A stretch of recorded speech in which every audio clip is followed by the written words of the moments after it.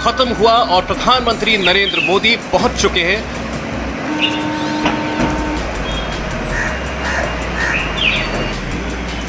India TV के chairman और editor in chief Rajat Sharma और मैनेजिंग डायरेक्टर रितु धवन ने प्रधानमंत्री का स्वागत किया और अब शुरू होने जा रहा है नरेंद्र मोदी का ऐतिहासिक इंटरव्यू। करोड़ों दर्शक अब वो देखने वाले हैं जो हिंदुस्तान के इतिहास में कभी नहीं हुआ। तो शुरू हो रहा है प्रधानमंत्री नरेंद्र मोदी का ऐतिहासिक इंटरव्यू सीधे जवाहरलाल नेहरू स्टेडियम से।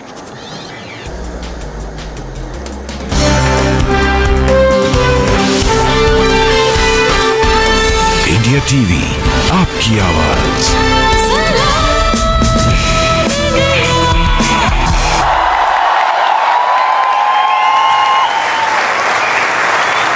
नमस्कार, इंडिया टीवी पर आपका बहुत बहुत स्वागत है। आज आप एक नए इतिहास के गवाह होने वाले हैं। कुछ ही देर में हम इतिहास का एक नया पन्ना लिखने वाले हैं। ये 17वां चुनाव है। 16 लोकसभा इलेक्शन हुए, 15 प्रधानमंत्री हमने देखे, लेकिन पहली बार एक प्रधानमंत्री जनता के सामने आएंगे अपने 5 साल के काम का हिसाब देने।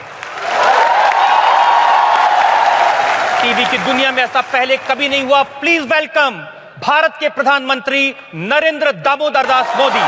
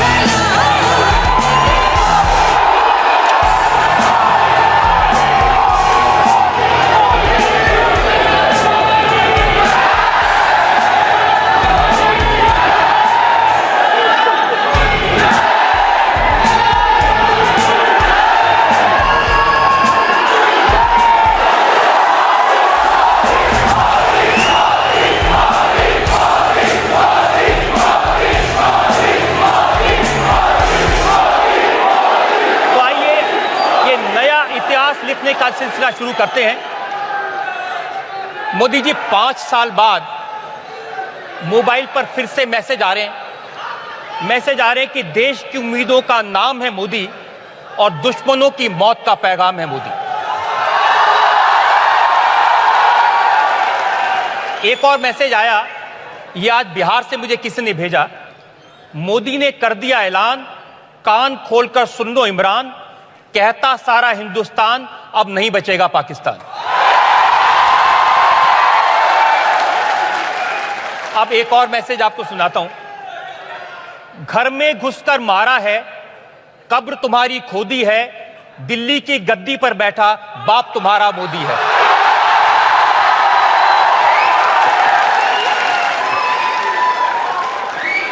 तो हर जगह ये मोदी मोदी। कभी आपने सोचा था कि इतना प्यार मिलेगा लोगों का? रजत जी, मैं आपका बहुत आभारी हूं। इंडिया टीवी के दर्शकों को मैं नमस्कार करता हूं।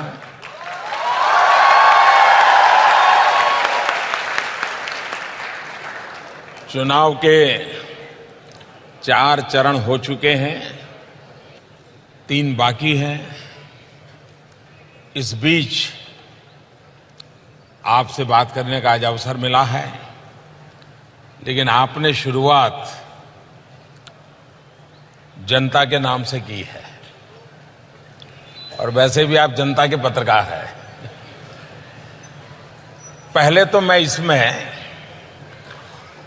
सामान्य मानवीय की जो क्रिएटिविटी है उसको एंजॉय करता हूं।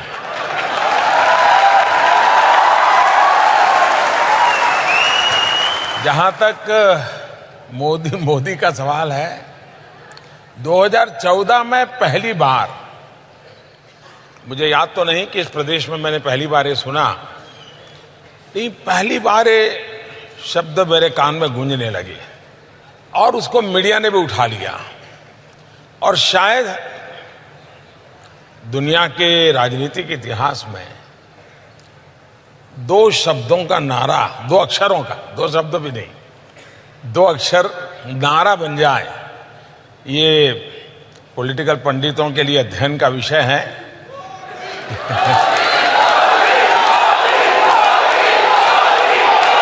लेकिन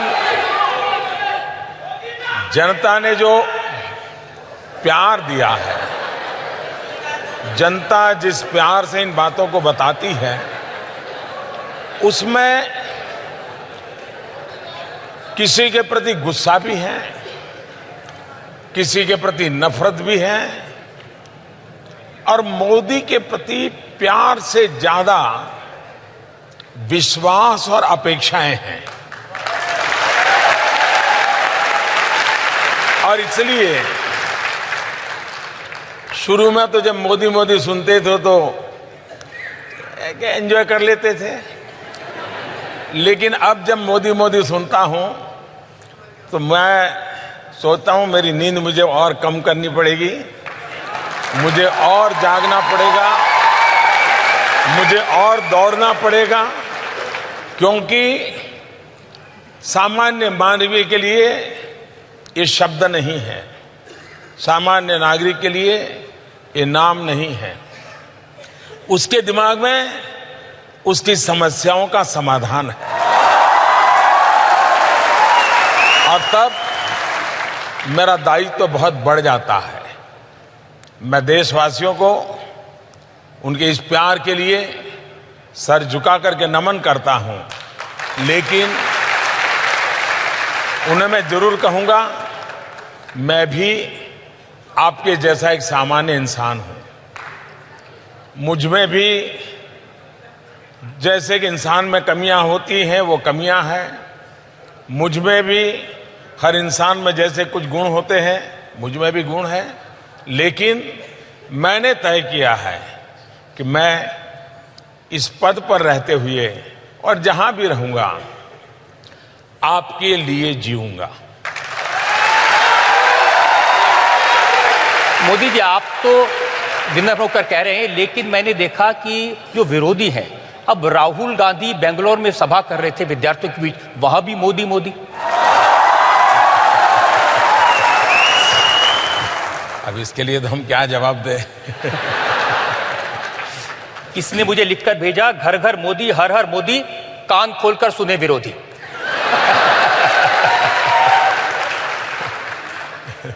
आपको नहीं लगता कि सारा का सारा कैंपेन, सारा का सारा भार आपके कंधों पर है?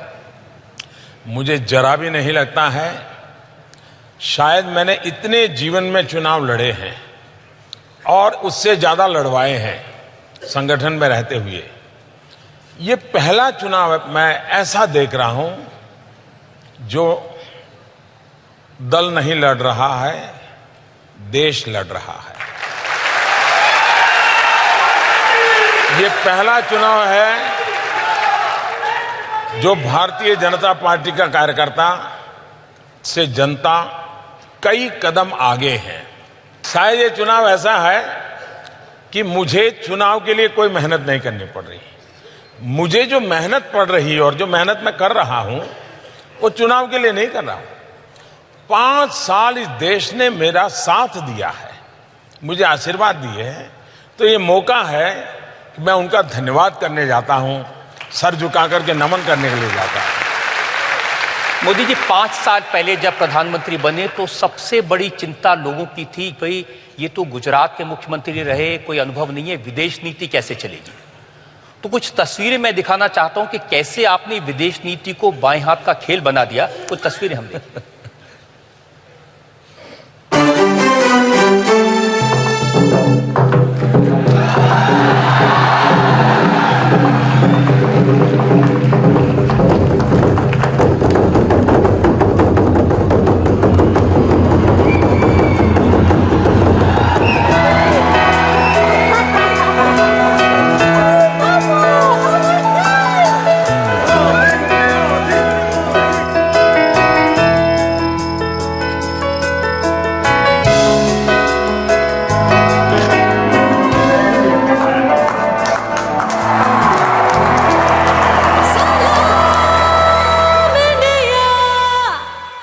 गरीब परिवार का कोई विदेशों में पढ़ा हुआ व्यक्ति ने एक चाय वाला इतने बड़े बड़े दुनिया के राष्ट्राध्यक्ष इतना नॉर्मल।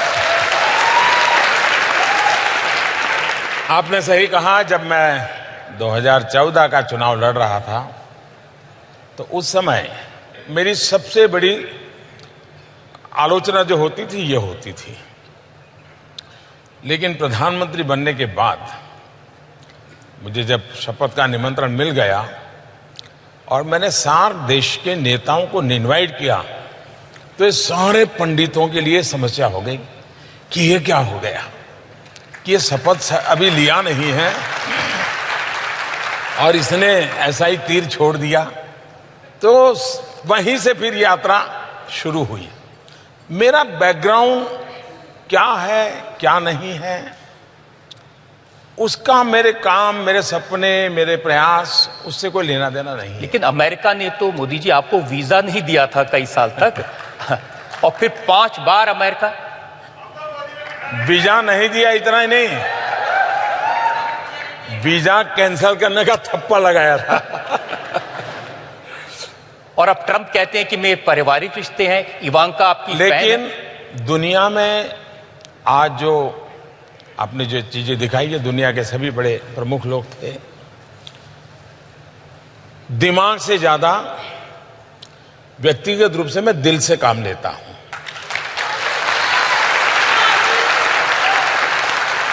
जब टेबल पर बैठते हैं, आमने सामने बैठते हैं तो उसमें दिमाग प्रमुख होता है, लेकिन टेबल पर से उठते हैं तो दिल से जुड़ने की कोशिश करता हूं मैं।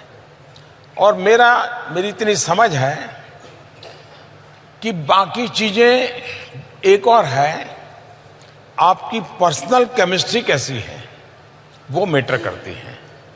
और उस बात को मैंने करने की बड़ी कोशिश की। इससे भी ज्यादा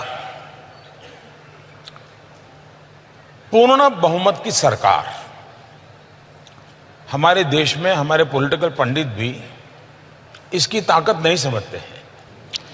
30 साल तक देश में पूर्ण बहुमत की सरकार न होने का एक सबसे बड़ा खामियाजा विश्व में हमारी स्वीकृति के लिए एक सवालिया निशान बन गया।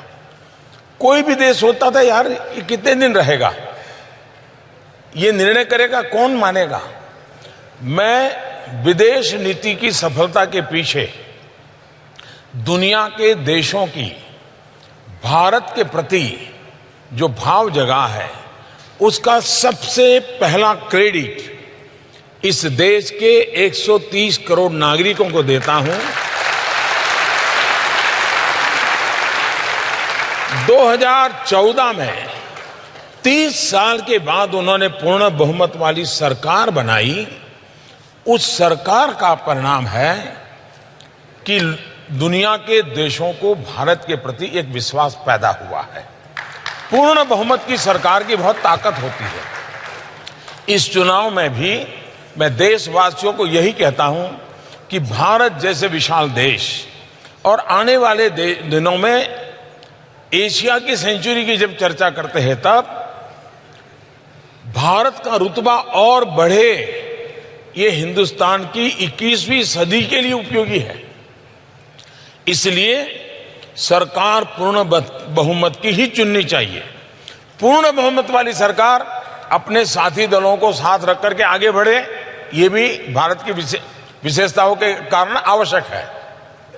दूसरी बात, आपने अगर पूरी तरह एनालिसिस किया होगा तो मैं कभी ये कोशिश नहीं करता हूं कि जो नेता मुझे मिल रहा है उसके विषय में मैंने क्या पढ़ा है, क्या सुना है, उसका बैकग्राउंड क्या है, वो क्या सोचता है। जब मैं 1 to 1 मिलता हूं तो मैं उन बैगेजेस को दिमाग में भर के नहीं मिलता हूं। वो जैसा है वैसा मैं उनसे मिलता हूं और मेरे फर्स्ट एक्सपीरियंस के आधार पर चीजों को मैं स्टेप बाय स्टेप आगे ले जाता हूं। उसके कारण सामने वाले को भी एक समाधान होता है। वरना दुनिया के किसी नेता के विषय में प्रोफाइल पढ़ के जाओगे तो 50 की चीजें होती हैं, उससे कभी हम सही मूल्यांकन नहीं कर पाते। और तीसरी बात, कोई भी बात करूं, मेरे दिल में कभी ये इच्छा नहीं रहती है कि मैं अपना प्रभाव छोड़ के आऊं। ये बिल्कुल मेरे मन में इच्छा नहीं रहती। मेरे दिल में एक ही भाव रहता है, मैं उसे हिंदुस्तान के लिए आकर्षित करके ले आ जाऊं, वापिस उसको भारत के लिए अट्रैक्ट करूं। आपका एक सीक्रेट मेरे पास में, एक तस्वीर, वो मैं जरा लोगों को दिखाना चाहता हूं। कहां से कहां आप पहुंच गए। जब आप पहले अमेरिका गए थे तो कैसे आप व्हाइट हाउस के बाहर खड़े हैं, ये तस्वीर मैं जरा आपको दिखाना चाहता हूं।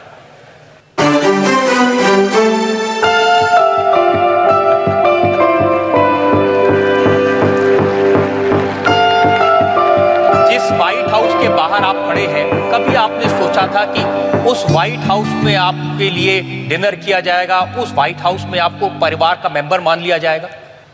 ऐसा तो कभी सोचा नहीं था, लेकिन मेरा पता नहीं बचपन से आत्मविश्वास इतना है। और एक कारण है, वैसे ये सबके सामने बोलना अच्छा है नहीं है मैं नहीं जानता हूं, लेकिन बोल देता हूं। बचपन से अखबार देखते थे, टीवी का जमाना आया तो टीवी में देखते थे, दुनिया के लीडर आते थे, छोटे से देश का भी लीडर हो, बड़े से देश का लीडर हो। एक तो हाइट बॉडी में वो बड़े होते हैं, हम लोग ज्यादा शरीर में भी थोड़े कम होते हैं, और मैं देखता है कि हमारे नेताओं को ऐसे करके वो ले जाते हैं।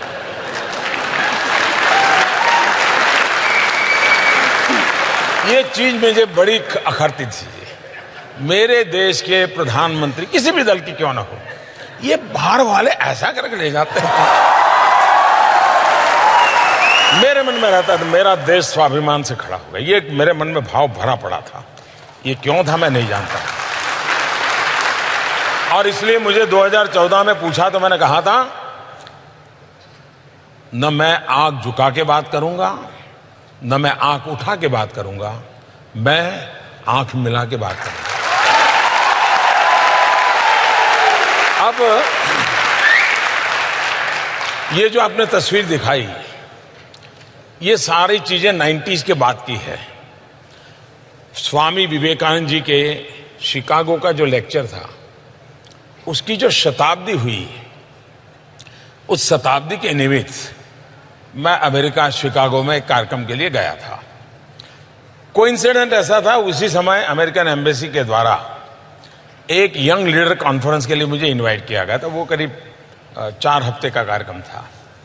तो ये अमेरिकन गवर्नमेंट के कार्यक्रम के तहत हम लोग वहाँ अलग अलग जगह पे जाते हैं, उसमें से एक तस्वीर है।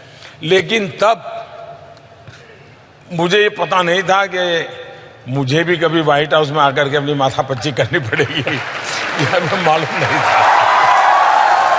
ये बात सही है, चाहे ओबामा परिवार हो, चाहे ट्रंप परिवार हो, चाहे क्लिंटन परिवार हो, या बुश का भी, जिन लोगों से मेरा संबंध आया है, अपनापन सबके साथ है मेरा। ट्रंप के बारे में तो लोग कहते हैं बहुत टेढ़े इंसान हैं, और लेकिन उनसे आपने ऐसी आत्मीयता कर ली, वो कहते हैं इवांका मोदी जी के फैन है। पहले तो दुनिया के नेताओं के संबंध में हम किसी तीसरे के द्वारा जो जानते हैं ना, वो सही नहीं है जी, ऐसा नहीं करना चाहिए। मेरा खुद का एक्सपीरियंस बिल्कुल ही जो सुनता हूं से अलग है, बिल्कुल अलग है जी। और ये बात सही है, मैं आपको बताता हूं। मैं जब पहली बार राष्ट्रपति ट्रंप से मिला तो व्हाइट हाउस में शायद हम लोग 9 घंटे थे, शायद रेयर ऐसा होता होगा, वरना 1 घंटा जाते हैं मीटिंग करते हैं। अच्छा, वो मुझे ले गए अपना पूरा व्हाइट हाउस दिखाने के लिए। व्हाइट हाउस पहले भी जाता था और अन्य राष्ट्रपति के समय भी गया। उन्होंने मुझे अब्राहम लिंकन जिस कमरे में रहते थे वहां स्पेशली ले गए, और मेरे मन पे एक बात की बड़ा प्रभाव रहा। न उनके हाथ में कोई कागज था, कुछ नहीं था। उन्होंने उस कमरे में जो टेबल था, कौन सा एग्रीमेंट हुआ था, कौन सा साइन हुआ था, किसके साथ, सारा हिस्ट्री डेट वाइज वो ऐसे ही बोल रहे थे बिना कागज। I was impress. और वो भी मुझे प्यार से, इवन अपना खुद का कमरा भी वो मुझे देखने के लिए ले गए। काफी देर हम साथ रहे। पूरा परिवार उन्होंने बुला के रखा था और स्वाभाविक है बाद में इवांका का भारत आना हुआ, उनके दामाद भी अभी थोड़े दिन पहले आए थे, तो एक प्रकार से पारिवारिक रिश्ता बन जाता है। लेकिन इसमें क्रेडिट मोदी को कम जाती है। इसके मूल में 125 करोड़ हिंदुस्तानी है। पहले क्या होता था, हमारे ऐसी सरकारें चली उस परिवार को ही प्रोजेक्ट करते रहे, दुनिया में परिवार को ही, मेरे दादा, मेरे नाना, मेरे पिता, मेरी माँ वगैरह वगैरह।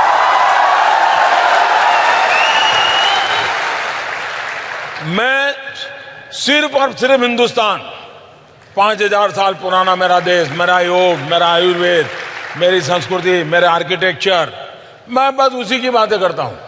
तो मैं वहां हिंदुस्तान को लेकर के जाता हूं, खुद को।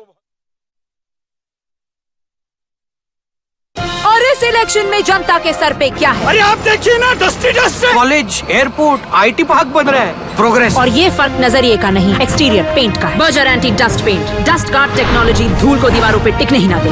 Berger anti dust paint. सारे लोग जो आपकी तस्वीरें देखते हैं, हम प्रेसिडेंट पुतिन के साथ तस्वीर देखी, शी जिनपिंग के साथ, ट्रंप के साथ, हर स्टेट के साथ, लोग मुझसे पूछते हैं कभी मोदी जी मिले, उनसे पूछना इतनी बातें क्या करते हैं हंस हंस के। घंटों आपकी बातें चलती हैं। एक घटना मैं सुनाता हूं। यहां पार्लियामेंट चल रही थी, एक हमारी रशिया के साथ बायलैटरल कॉन्फ्रेंस होती है रेगुलरली, एक वर्ष यहां होती है, एक वर्ष वहां होती है। तो कभी वो यहां आते, कभी हम वहां जाते। तो पार्लियामेंट में था मैं, और पार्लियामेंट से मुझे मॉस्को जाना था, तो सीधा ही पार्लियामेंट से निकल गया। हवाई जहाज में जी थोड़ा खा लिया। हवाई जहाज में मेरा मीटिंग रहती है, ब्रीफिंग चल रहा था पूरा। और मॉस्को जब पहुंचे तब -11 टेम्परेचर था। अब हम लोग तो यहाँ उतनी ठंड तो अनुभव नहीं करते हैं, लेकिन वहाँ उतर करके हमको होटल जाना था। ठीक, हमारे एम्बेसडर आए, उन्होंने कहा साहब कार्यक्रम में बदल हुआ है। मैंने कहा क्या हुआ भाई? बोले पुतिन साहब इंतजार कर रहे हैं उनके यहाँ डिनर के लिए। मैंने कहा भाई रात को 9 बज गए, मैं 9 घंटे ट्रैवलिंग करके आया हूँ, अभी कहाँ ले जा रहे हो? तो नहीं, बोले साहब उनका बड़ा आग्रह है, जाना पड़ेगा। मैंने कहा कम से कम मुझे होटल पे ले जाइए, मैं फ्रेश हो जाऊँ, शावर ले लो, फिर चलते हैं। मैंने कहा लेकिन कितना समय लगेगा, कितना टाइम लेंगे वो? बोले साहब ज़्यादा से ज़्यादा 50 मिनट, मैक्सिमम 50 मिनट। और बोले कोई नहीं होगा, आप होंगे, राष्ट्रपति पुतिन होंगे और इंटरप्रेटर होगा। अब खैर मना तो कर नहीं सकते थे। आधी अधूरी इच्छा को लेकर नहा धो करके भागे हम, कपड़े बदल करके। हम दोनों बैठे, बातें शुरू हुई साहब, और आप हैरान हो जाएंगे, जो 50 मिनट का कार्यक्रम तय हुआ था, मैं करीब सुबह 3:45 बजे होटल वापस आया।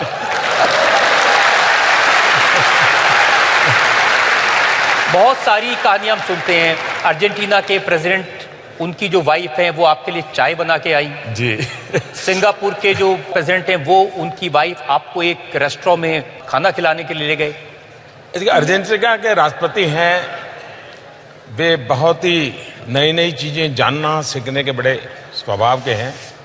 और वहाँ उनके कैपिटल के वो प्राइम मेयर भी रहे, राष्ट्रपति बने। तो एक प्रकार से दोस्ताना संबंध इनडायरेक्टली पहले से बन गया था, परोक्ष रूप से एक दूसरे से बातें करते। तो उनका मुझे मैसेज आया कि हम जर्मनी में मिलने वाले थे। उनका कहना था कि मैं मेरे परिवार के साथ आना चाहता हूँ, अगर आप समय निकालेंगे तो। मैंने कहा ठीक है। तो उनका फैमिली और हम कुछ समय साथ बिताए जर्मनी में, तब से दोस्ती हो गई। अभी मैं अर्जेंटीना गया था तो अपने घर ले गए, मैं गया था। अब वो रेगुलरली एक चाय पीते हैं वहाँ की, वो चाय का बर्तन भी अलग होता है। तो उन्होंने मुझे वहाँ पिलाई, तो मैंने वैसे स्वाभाविक कर्टसी के रूप में भी कहते हैं बहुत अच्छी है। अभी वो जब भारत आए तो उनके श्रीमती जी स्पेशली वो चाय बनाने का पॉट और चाय वगैरह सब लेके आई, और राष्ट्रपति जी ने खुद ने बना करके मुझे पिलाया। तो आपकी जानकारी सही है। तो चाय वाले को चाय वाली, चाय वाले को चाय अच्छी लगती है। वैसे ही एक बार सिंगापुर में एक कार्यक्रम के लिए मुझे निमंत्रित किया गया था। मैं कीनोट स्पीकर था सिंगापुर, लेकिन वो उनका बड़ा महत्वपूर्ण कार्यक्रम होता है और स्वयं प्रधानमंत्री ऑडियंस में थे। बड़ा लेक्चर था। खैर मैं ट्रैवलिंग करके पहुंचा था। मेरा ऐसा ही रहता है, बिल्कुल एक के पीछे एक कार्यक्रम लगे रहते हैं। तो मैं एक कार्यक्रम करके पहुंचा था, स्नान करके कपड़े बदल करके लेक्चर करने गया था और काफ़ी मैं देशों का टूर करके आ रहा था। पूरा हुआ तो उनकी पत्नी का भी वहाँ के सार्वजनिक जीवन में बड़ा स्थान है। वहाँ जो प्रधानमंत्री हैं उनके पिताजी को मैं बहुत आदर करता रहा हूँ, पहले भी मैं उनके विषय में काफ़ी करता था। तो उनकी श्रीमती जी ने कहा क्या कार्यक्रम है। मैंने कहा आप तो इतना दौड़ धूप करके आया हूँ, अब जाऊँगा, कल के कार्यक्रम का ब्रीफिंग वगैरह लेना है। तो बोले चलिए कहीं खाना खाना जाते हैं। अब मैं ना नहीं कर पाया, तो हम तीनों लोग चले गए। तो वहाँ इंडियन एक गली है, इंडियन रेस्टोरेंट है। एक 6 टेबल वाली छोटी सी रेस्टोरेंट में मुझे ले गए। तो बाकी लोग बैठे हुए थे, 1-2 टेबल वालों को रिक्वेस्ट करके खाली किया और वहाँ हम खाए। और उन्होंने सारी इंडियन डिशें, साउथ इंडियन, वो सब मंगवाई और मुझे खिलाई और हम 3 ही लोग बैठे थे, बाकी लोग अपना खाना खा रहे थे। आज भी सिंगापुर के लाइफ में 2 प्रधानमंत्री का एक छोटे रेस्टोरेंट में बैठ करके खाना खाना, अब वहाँ मुझे सिक्योरिटी की समस्या थोड़ी कम होती है तो ये सुविधा भी मिल जाती है, लेकिन इन चीज़ों का प्रभाव बहुत होता है, बहुत होता है। सबसे ज्यादा आश्चर्य हुआ लोगों को जब शी जिनपिंग को आपने अपने बर्थडे पर बुलाया, गुजरात में बुलाया, झूला झुलाया, साबरमती पे घुमाया। क्योंकि चीन के राष्ट्रपति की, प्रधानमंत्री की इमेज तो हमारे जीवन में ऐसी होती थी, बिल्कुल कुछ बोलेंगे नहीं, माउस से तो एक बार स्माइल कर दिए तो बड़ी खबर होती, माउस स्माइल। वो आपके साथ झूला झूल रहे हैं।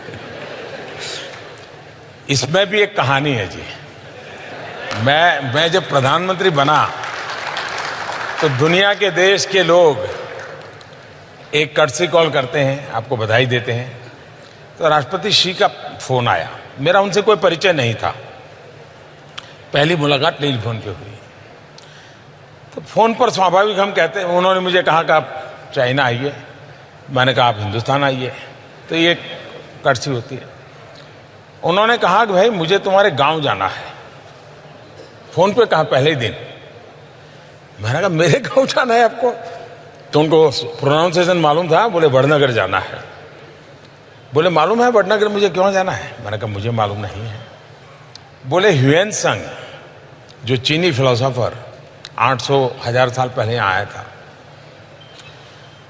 बोले वो तुम्हारे गांव में जाके रहा था और जब भारत से लौटा तो मेरे गांव में आके रहा था।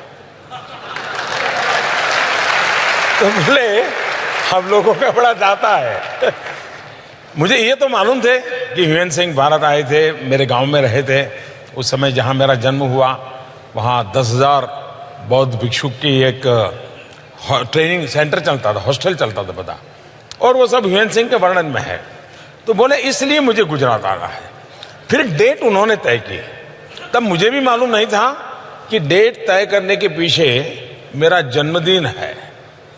फिर वो आए, बाकी तो जो कार्यक्रम था वो हुआ। उसके बाद हम दोनों दिल्ली आए, दिल्ली में मीटिंग हुई।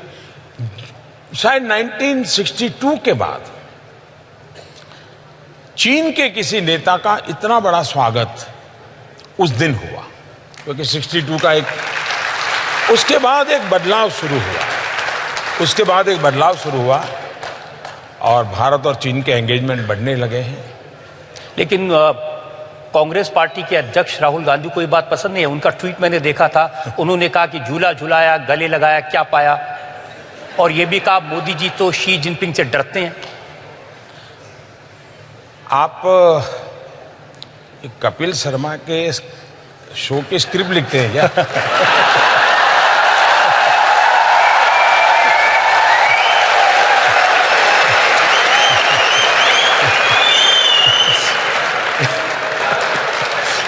भाई एक सबसे पुरानी पार्टी के राष्ट्रीय अध्यक्ष हैं और वो ट्वीट करते हैं तो क्या करें? उस पार्टी को सोचना चाहिए।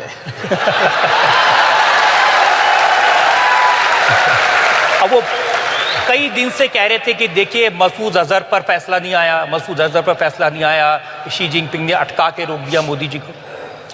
इनकी समस्या ये है कि वो मोदी का पूरा अध्ययन नहीं करते हैं।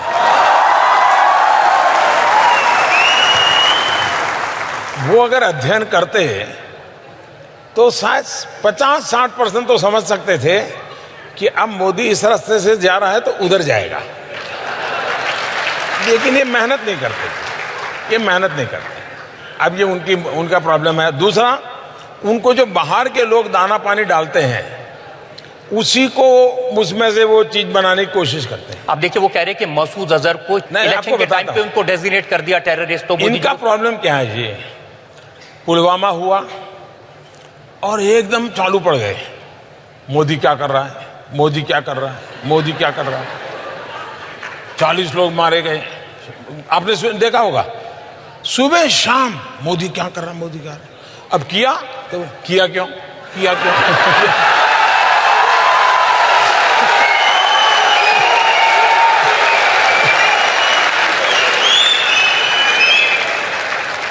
इसलिए या तो वो धीरज रखें, इंतजार करें, मोदी कुछ कर रहे बैठे। उसी प्रकार से हमारे पायलट, जब ये दूसरे दिन जब घटना सुबह हुई 28 तारीख को, उनका एक F-16 हवाई जहाज तोड़ दिया, उनके पायलट मारे गए, लेकिन पाकिस्तान ने बड़े उत्साह में कह दिया कि हमने भारत का ये कर दिया। तो यहां इतनी खुशी हो गई इन लोगों को, अब मोदी बराबर शिकंजे में आया। और वो तो, और उसमें पता चला कि भारत का पायलट कैद किया गया है। अब उनको उनके जमाने का अनुभव था कि अब 2-4 साल तक तो आने वाला नहीं है।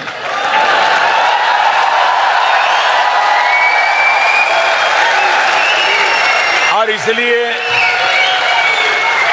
उनको लगा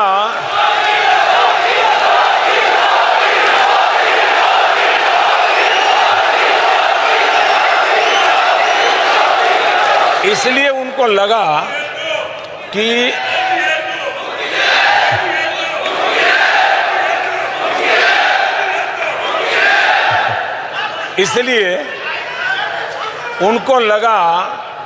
कि पायलट वाला मामला ऐसा है कि मोदी का बालाकोट और 1000 किलो का बम ये सब मिट्टी में मिल जाएगा।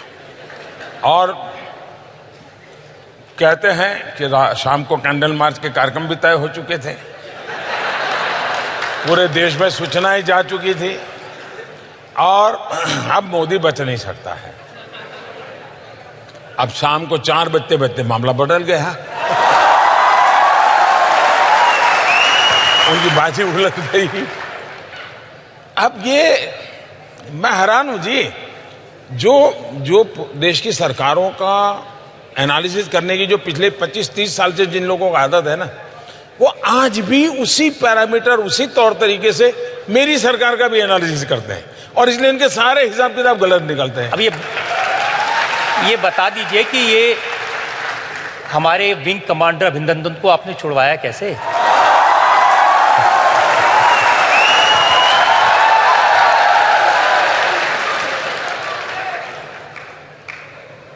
वो एक रात थी,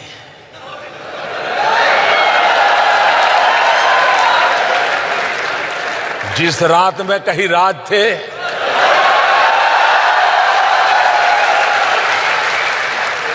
राज को राज ही रहने दीजिए।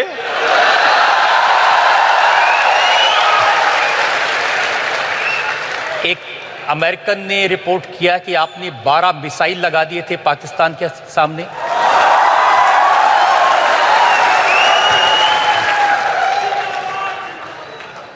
मैं भी बहुत कुछ सुनता हूं, और ये 10 साल तक चाइना ने मसूद अजहर के मामले पर भारत को अटकाए रखा, ये कैसे आपने उनको मना लिया? आप आज से पहले दुनिया में हम कहां थे?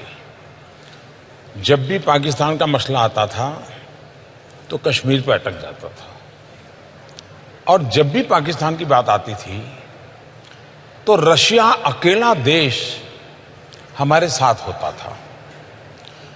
पूरी दुनिया पाकिस्तान के साथ होती थी। ये पिछले 40 साल का रिकॉर्ड है। इन दिनों 5 साल में आप देखते होंगे अनेक घटनाओं में कि अकेला चाइना पाकिस्तान के साथ होता है, पूरी दुनिया हमारे साथ होती है।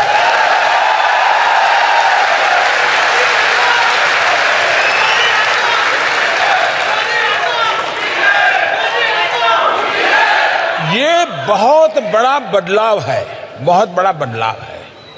दूसरा, आतंकवाद के संबंध में हमारी कंसिस्टेंट पॉलिसी है। कोई फोरम ऐसा नहीं है दुनिया का जिसमें भारत की हाजिरी हो और भारत ने मानवता के पक्ष की वकालत न की हो। और आतंकवाद ये मानवता का दुश्मन है। आतंकवाद किसी देश का नहीं, दुनिया की मानवता का खतरा है। ये लोगों को कन्विंस कराने में मैं सफल हुआ हूं, भारत सफल हुआ है। और इसलिए अंतर्राष्ट्रीय जगत में कश्मीर मुद्दा रहा नहीं है, अंतर्राष्ट्रीय जगत में आतंकवाद मुद्दा है। और उस मुद्दे पर दुनिया को साथ लेने का लगातार प्रयास और भारत की एक कूटनीतिक विजय है, एक डिप्लोमेटिक विक्ट्री है। और जो इसके जानकार लोग हैं वो जरूर कभी न कभी कहेंगे कि जितनी ताकत सर्जिकल स्ट्राइक की है, जितनी ताकत एयर स्ट्राइक की है, उतनी ही ताकत ये यूएन के रिजोल्यूशन की है। इसका इतना लंबा इंपैक्ट होने वाला है। आपकी डिप्लोमेसी के बारे में बहुत सारी बातें की हैं। किसी ने 4 लाइनें लिख के मुझे भेजी हैं। जिंदगी बहुत कुछ सिखाती है, कभी हंसाती है, कभी रुलाती है, पर जो देश के लिए जिंदगी खपाते हैं, दुनिया उनके सामने सिर झुकाती है।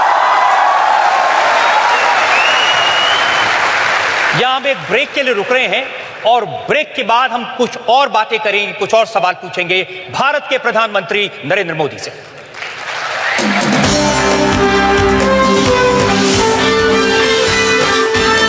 इंडिया टीवी आपकी आवाज।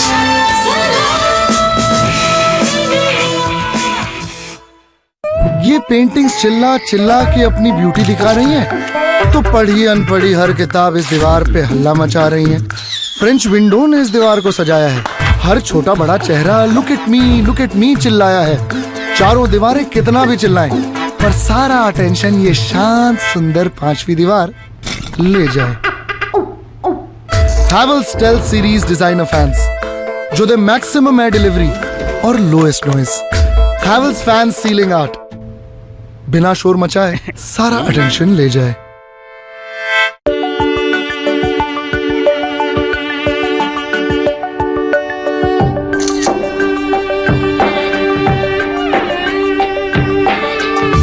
छोटी गलियों से भी चमकता है बड़ा नाम।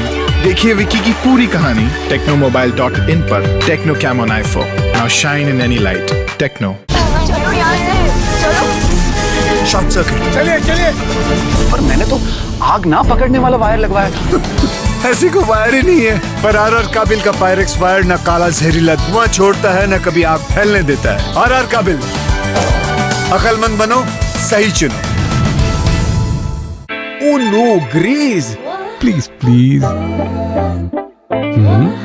गुड बाय पुराना है कलरिंग का तरीका। हलोन स्ट्रीक्स इंस्टा शैम्पू है कलर। इसे सूखे बालों पे लगाएं और 5 मिनट में धो डालें। हेयर कलर करना अब शैम्पू जितना आसान।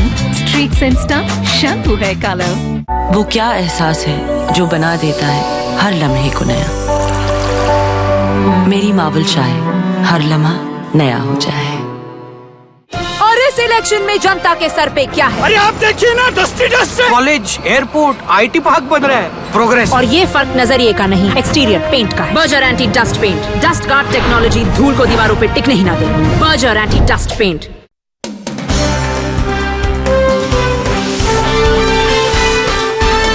इंडिया टीवी आपकी आवाज। इंडिया टीवी पर आपका एक बार फिर से बहुत बहुत स्वागत है। मेरे साथ हैं भारत के प्रधानमंत्री नरेंद्र मोदी। एक ऐतिहासिक दिन है, पहली बार देश के प्रधानमंत्री जनता के सामने अपने 5 साल के काम का हिसाब बता रहे हैं। जब आप प्रधानमंत्री बने थे मोदी जी, आपको याद होगा, आपने मुझे कहा था कि पाकिस्तान को उसकी भाषा में जवाब देना चाहिए, लव लेटर लिखना बंद करना चाहिए। आप प्रधानमंत्री बने, आपने नवाज शरीफ को इनवाइट कर लिया और फिर उनके यहाँ आप बर्थडे मनाने, केक काटने भी चले गए। 2008 में हम लोगों को 26/11 याद है, लेकिन अगर 2008 देखेंगे, शायद ही कोई महीना ऐसा गया है 2008 में जब कहीं न कहीं बड़ा बम धमाका न हुआ और बड़ी संख्या में लोग मारे न गए हो। पूरा 2008 का यही सिलसिला चलता रहा। 26/11 तो एक आखिरी टॉप था, ऐसा कह सकते हैं। इतनी सारी घटनाएं होने के बावजूद भी कुछ नहीं हुआ। और तब जाकर के मैंने कहा था ये, और शायद आपकी अदालत में मैंने एक बार कहा था कि लव लेटर लिखना बंद करो। और आपने देखा होगा वो लव लेटर लिखते थे, मोदी लड़ाकू विमान भेजता है।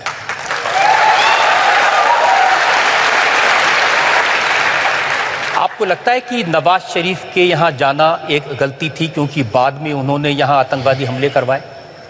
जब वो शपथ समारोह में आए थे तो जो मैंने आपको रशिया की बात बताई थी, उसी दिन मैं अफगानिस्तान दूसरे दिन गया था। मेरा अफगानिस्तान में कार्यक्रम था और शाम को मुझे हिंदुस्तान लौटना था, क्योंकि अटल जी का 25 दिसंबर जन्मदिन था। तो मैंने जन्मदिन की बधाई के लिए नवाज शरीफ को फ़ोन किया था काबुल से।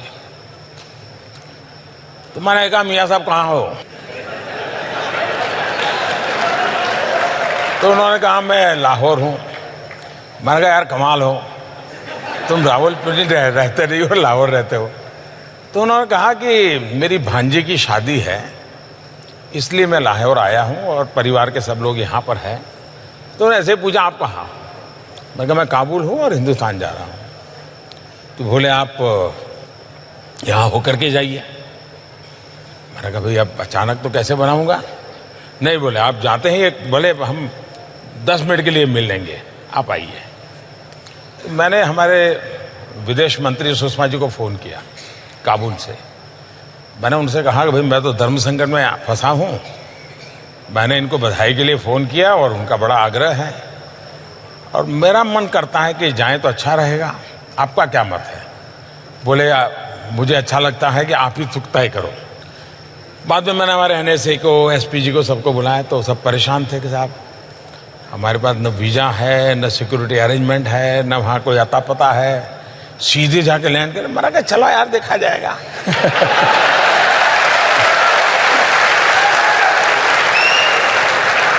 तो हम लाहौर गए एक सदिच्छा से, क्योंकि वो मेरे यहाँ शपथ समारोह में आया तो मुझे लगता था शायद ये जेन्युइन व्यक्ति हैं, कुछ कर पाएंगे। और मुझे सिर्फ कर्सी कॉल करना है। तो हम करीब आए, वहाँ पहुँचे तो उनका भाई मेरे हेलीकॉप्टर में मेरे घर जाना होगा। नॉर्मली एक देश का मुखिया दूसरे देश में किसी दूसरे के जहाज में नहीं बैठता है, सोचता है 50 बार। मैंने कहा, चलो यार। तो हम उनके हेलीकॉप्टर में बैठ गए।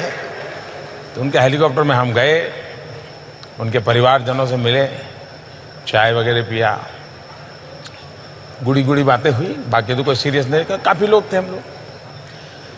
लेकिन पूरे पाकिस्तान में एक मैसेज गया कि भारत सचमुच में पाकिस्तान का बुरा नहीं चाहता है। और ये सबसे बड़ी सफलता थी मेरी 1 घंटे की इस विजिट की। कॉमन मैन, पाकिस्तान के कॉमन मैन के दिल में जो झूठ फैलाया गया था, उसको मैसेज चला गया कि हिंदुस्तान पाकिस्तान की आवाम का भला चाहता है।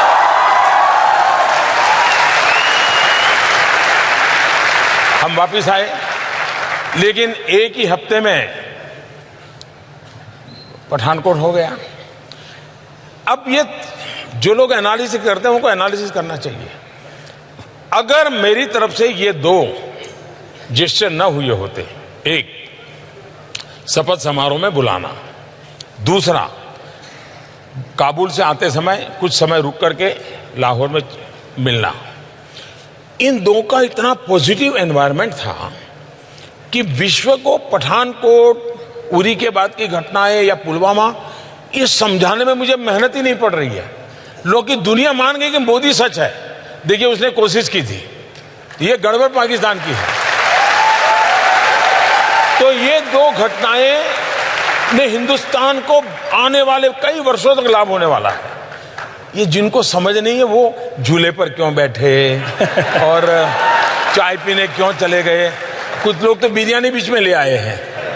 हाँ। तो ये लोगों को कुछ समझ ही नहीं है जी। या तो उनके दिमाग में राजनीति इतनी भर गई है कि राष्ट्रनीति भूल जाते हो। राष्ट्रनीति सर्वोपरि होती है, राजनीति तो बात की बात होती है। लेकिन देश का दुर्भाग्य है कि अब, और मेरे नसीब में ऐसा विपक्ष मिला है, मैं क्या करूं। मोदी जी, इमरान खान को शिकायत है, उन्होंने बताया कि मैं जब प्रधानमंत्री बना तो आपको फोन किया, आपसे उन्होंने कहा कि मैं पठान का बच्चा हूं, सच बोलता हूं, तो एक मौका तो उन्हें भी मिलना चाहिए। इमरान खान से मैं पहले भी मिला हूं, विस्तार से मेरी बातचीत भी हुई है। जब वो प्रधानमंत्री यानी उनकी पार्टी के सबसे बड़े नेता चुन करके आए तो मैंने टेलीफोन भी किया था, देश के एक मुखिया के नाते। और तब भी मैंने उनसे कहा था, देखिए, इतना बार हमने लड़ाइयां लड़ ली, हर बार आपकी पिटाई हुई।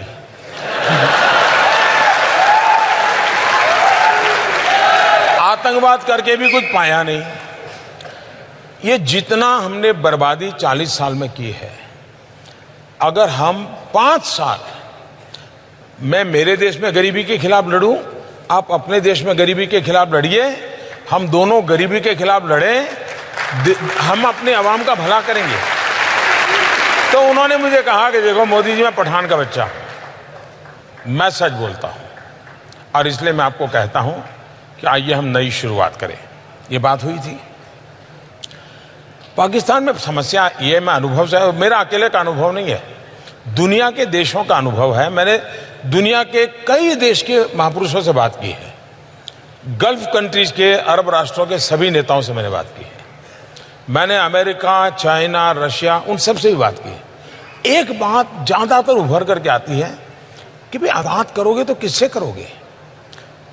आर्मी से करोगे, आईएसआई से करोगे, कि इलेक्टेड बॉडी से करोगे? बोले पता ही नहीं चलता वो देश कौन चलाता है। तो ये सबसे बड़ी समस्या है, पहले वो अपनी ये समस्या सुलझा दें। आपने समस्या सुलझा दी, घर में घुस के मारा। आखिरकार जब उनको हमने सबूत दिए, बार बार दिए, और जब घटना घटती है तो इतनी प्यार से, इतनी मीठी बात करते हैं जी। आप भी सोच लेंगे यार नहीं, पाकिस्तान सुधर गया है। पुलवामा के बाद मैं उनकी बहुत मीठी मीठी बातें मानने को तैयार नहीं था। मैंने कहा भाई आपकी बहुत बातें सुन चुका हूं, आप करते ही नहीं कुछ। हमारे यहाँ इतने लोगों को मार दिया, आपको हमने सबूत दे दिए, हमने एविडेंस दे दिए, उनकी टेलीफोन दे दिए, सब दे दिया, लेकिन आप कहते हैं हम जांच कर रहे हैं, और 10-10 साल हो गए। तो अगर ठीक है, अब हमारी सेना को जितना आता है वो करते रहेंगे। उनकी बात तो समझ आती, लेकिन हमारे यहाँ ममता दीदी हैं, बहन मायावती हैं, अखिलेश भाई हैं, राहुल भैया, जितने भाई बहन हैं आपके यहाँ पर, वो सब कह रहे थे सबूत दीजिए एयर स्ट्राइक का। देश के किसी भी नागरिक को सबूत मांगने का हक है। राजनीतिक दलों के नेताओं को भी सबूत मांगने का हक है, लेकिन सबूत मानना ही उनकी जिम्मेवारी भी है। इनका प्रॉब्लम है कि मांगते रहो लेकिन मानो कुछ नहीं। सबसे बड़ा सबूत पाकिस्तान खुद है जी। आप मुझे बताइए कि हमने तो कुछ डिक्लेयर नहीं किया था। हमारी जो स्ट्रेटेजी थी उसके हिसाब से तो सुबह हम मीटिंग करने वाले थे, मीटिंग करके कुछ योजना करने वाले थे, उस प्रकार से सारा प्लान किया हुआ था।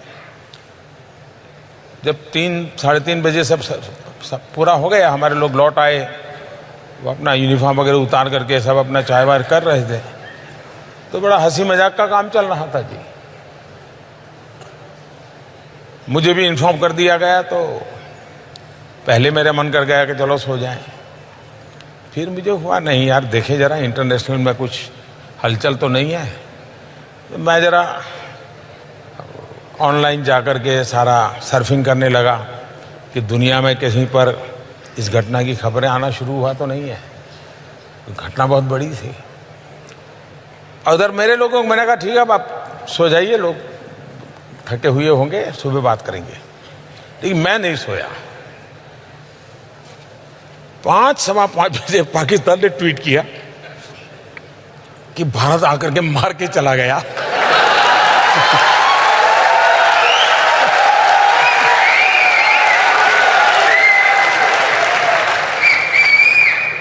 तो मैं फिर समझ गया कि मामला वो सिंपैथी गेन करने के लिए कुछ कर रहे हैं। रोना शुरू कर दिया इन्होंने। तो मैंने फिर हमारे लोगों को इकट्ठा किया और मैंने कहा भाई तुरंत बैठना पड़ेगा। तो जो रात भर जगे थे लेकिन फिर भी इकट्ठे हुए, फिर परिस्थिति का मूल्यांकन किया, फिर आगे की रणनीति हम बनाते रहे। ये सही है कि पाकिस्तान ने बालाकोट के उस इलाके में जंगलों में कुछ मिसाइल गिराए निशान बनाने के लिए, ताकि दुनिया को बता सकें कि भारत का निशाना चूका? ये इस विषय के जो जानकार लोग हैं इन्होंने खोज के निकाला है कि, और जिसकी चर्चा पिछले 2-3 दिन से ज़्यादा हो रही है, इस सब्जेक्ट के एक्सपर्ट हैं, उन्होंने कहा भाई अब उनके लिए मुसीबत थी कि भारत ने आकर के यहाँ किया है तो ये सिद्ध हो जाता था कि यहाँ टेररिस्ट कैंप था, क्योंकि इतने बड़ी पहाड़ी में घने जंगल में एक अकेली इकलौती बिल्डिंग और जिसमें भी 600 लोगों की रेसिडेंशियल एकोमोडेशन, तो हर किसी को सवाल उठता है कि क्या था। इसलिए इनके लिए इसको छुपाने के लिए कोई न कोई रास्ते ढूंढने ही पड़ेंगे। पाकिस्तान के लिए दोनों तरफ से मौत है। ये भी कहे कि हाँ कोई आया था, बम गिरा था, तो भी फंस रहे हैं। और वो इतने डर गए थे जी, वो गलतियां पर गलतियां चले। विमान उनका गिरा, उन्होंने कह दिया हिंदुस्तान का गिरा। पायलट उनका मरा, उन्होंने कह दिया हिंदुस्तान का मरा। यानी वो बिल्कुल ही बैलेंस खो चुके थे। और बैलेंस खोने का कारण था कि इतनी बड़ी घटना उनके लिए असंभव थी जी। और अभी भी उस सदमे में से बाहर नहीं आए। ये तो भारत में अगर चुनाव ना होते और ये तू मैं ना होती और सामान्य दिवसों में घटना हुई होती, तो विश्व की जो महत्वपूर्ण मिलिट्री ऑपरेशंस हुए हैं इसकी उसमें गिनती होती जी। ये चुनाव के तू मैं में भारत के वीरों के पराक्रम को हमने नजरअंदाज किया है। और इसलिए मैं तो ईश्वर से प्रार्थना करता हूं कि चुनाव नतीजों के बाद शांति से इसके एक्सपर्ट हो, वो देश को समझाएं कि भारत के लोग कितने पराक्रमी हैं, कितना बढ़िया काम किया है। लेकिन जो विरोधी दल के नेता वो भी काफी पराक्रमी हैं। कांग्रेस के नेता बी के हरिप्रसाद, उन्होंने कहा कि जो पुलवामा में हमला हुआ ये नरेंद्र मोदी और इमरान खान के बीच मिली भगत थी, ये मैच फिक्सिंग था। कहते भी दीवाने, सुनते भी दीवाने और सुनाने वाले भी दीवाने।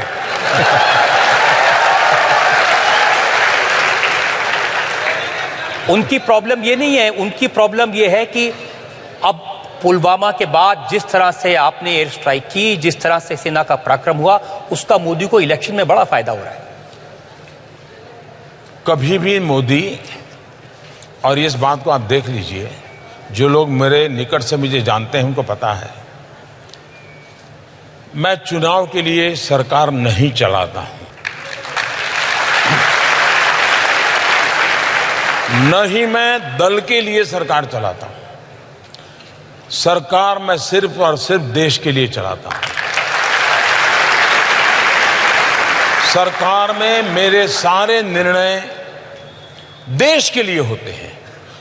हम ये नहीं कहते, हम कभी ये दावा नहीं करते कि हमसे कोई गलती नहीं होती है।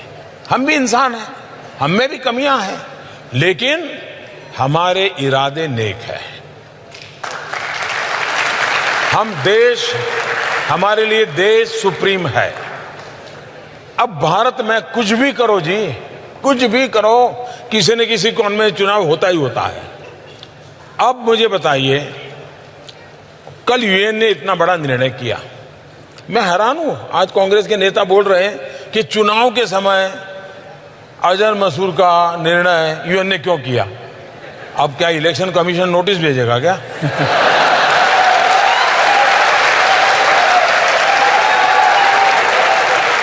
क्या यूएन की मीटिंग मोदी तय करता है क्या? अच्छा, मान लीजिए जो कहता है इतनी ताकत मोदी की है, फिर तो ये देश में मोदी को ही सब कुछ देना चाहिए।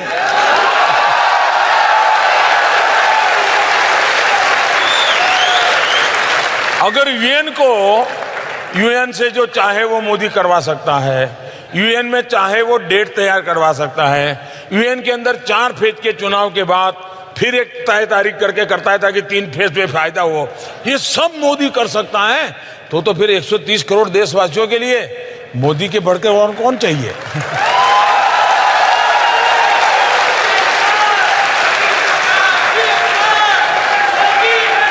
इसलिए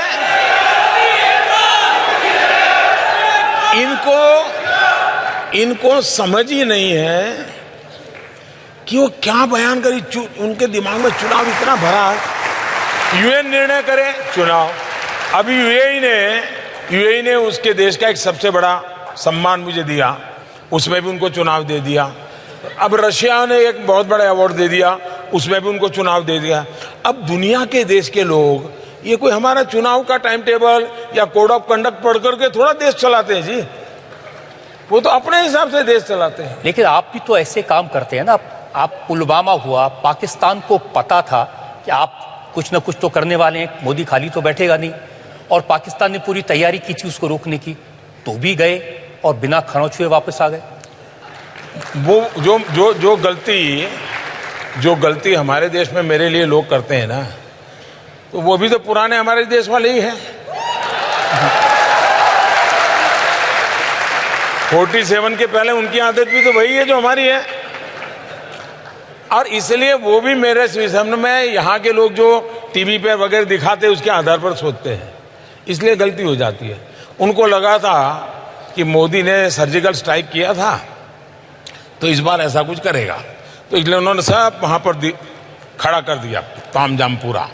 इवन अफगानिस्तान की बॉर्डर से भी लाकर के यहाँ रख दिया, इवन बलूचिस्तान में जो है उनको भी लाकर के यहाँ रख दिया, सारे टैंक लगा दिए, राडार लगा दिए, सब लगा दिए। अब हम बजरंगबली की जय कर करके ऊपर से चले गए।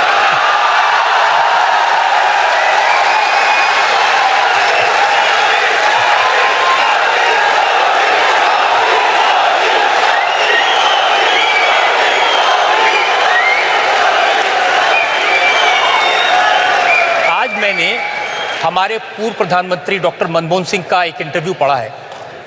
उन्होंने कहा कि हमने भी बहुत सारी सर्जिकल स्ट्राइक की थी लेकिन उसका फायदा नहीं उठा सके।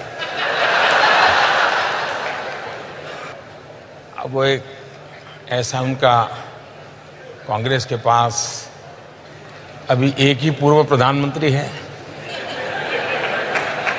पहले रिमोट से सरकार चलवाई जाती थी एक परिवार के द्वारा, और रिमोट से कुछ बुलवाया जाता है। लेकिन आपको इस बात की चिंता नहीं हुई? महबूबा मुफ्ती जब मुझे मिली, उन्होंने कहा कि मोदी जी को ये बात जरूर कहिए कि अब पाकिस्तान न्यूक्लियर पावर है, कुछ करना नहीं चाहिए, कुछ भी हो सकता है। मैं हैरान हो जाता हूं कि जो लोग हिंदुस्तान में अपने आप को नेता मानते हैं, भारत के संविधान के हिसाब से चुनाव लड़ते हैं, भारत के संविधान की व्यवस्था के तहत सरकारें बनाते हैं, लेकिन जब बात करते हैं तब पाकिस्तान की भाषा बोलते हैं, इससे बड़ा इस देश का कोई दुर्भाग्य नहीं हो सकता। जहां तक न्यूक्लियर का सवाल है, भारत एक बहुत ही जिम्मेवार देश है और पूरी दुनिया में हम एक रिस्पॉन्सिबल कंट्री के रूप में हम जाने जाते हैं, और हमारा आचरण से जाने जाते, शब्दों से नहीं। हम ही हैं जिन्होंने न्यूक्लियर की हमारी डॉक्ट्रिन में नो फर्स्ट यूज ये डिक्लेयर किया हुआ है, दुनिया के दबाव में नहीं किया है। ये अटल बिहारी वाजपेयी जी ने डॉक्ट्रिन में भारत की हिम्मत की बात है ये कहा है, और भारत उसमें टस से मस नहीं है। कोई भी सरकार आए तो मैंने एक दिन अभी कह दिया है कि भैया बहुत हो गया, ये खिलौना नहीं है, एक रिस्पॉन्सिबल कंट्री का व्यवहार होता है और भारत इस विषय में रिस्पॉन्सिबल है।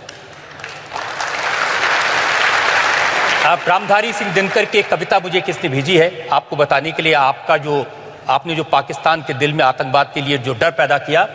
क्षमाशील हो रिपु समक्ष तुम हुए विनीत जितना ही, दुष्ट कौरवों ने तुमको कायर समझा उतना ही, सच पूछो तो शर्मे ही बस्ती दीप्ति विनय की, संधि वचन संपूज उसी का जिसमें शक्ति विजय की। मैं जिन्होंने इस रचना की है उनको बधाई देता हूं। शक्ति का अपना एक सामर्थ्य होता है, लेकिन शक्ति का प्रगटीकरण संस्कार से कंट्रोल होना चाहिए, संस्कार के अधिष्ठान पर शक्ति होनी चाहिए, वरना शक्ति रावण के पास भी थी। संस्कारहीन शक्ति विनाशक होती है, शक्ति संस्कार युक्त होनी चाहिए। मोदी जी एक ब्रेक ले लेते हैं, फिर एक ब्रेक के लिए हम रुकते हैं और ब्रेक के बाद बात करेंगे देश की राजनीति की, चुनाव की और मोदी सरकार की उपलब्धियों की। ब्रेक के बाद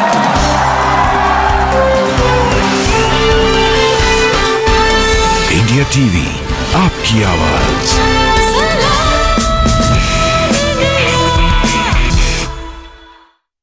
और इस इलेक्शन में जनता के सर पे क्या है? अरे आप देखिए ना, डस्टी डस्ट है। कॉलेज, एयरपोर्ट, आईटी पार्क बन रहा है, प्रोग्रेस। और ये फर्क नजरिए का नहीं, एक्सटीरियर पेंट का है। Berger anti dust paint, dust guard technology धूल को दीवारों पे टिकने ही ना दे। Berger anti dust paint. Thank God हमारी शादी हो गई। क्यों? बॉयफ्रेंड को हर छोटी सी चीज का ध्यान रखना पड़ता है, जैसे ढंग के कपड़े पहन के आना, लेकिन अब नहीं करना पड़ेगा, अब नो टेंशन। अरे बेबी, बॉयफ्रेंड भले ही छोटी चीज का ध्यान न रखे, ये हस्बैंड तो रखेगा। अच्छा लगता है ना जब कोई आपकी हर छोटी बड़ी चीज का ध्यान रखे। लॉयड ग्रैंडे एयर कंडीशनर्स दे आपको रैपिड कूलिंग वाईफाई कंट्रोल के साथ। थैंक गॉड हमारी शादी हो गई। ख्याल रखेंगे, खुश रखेंगे।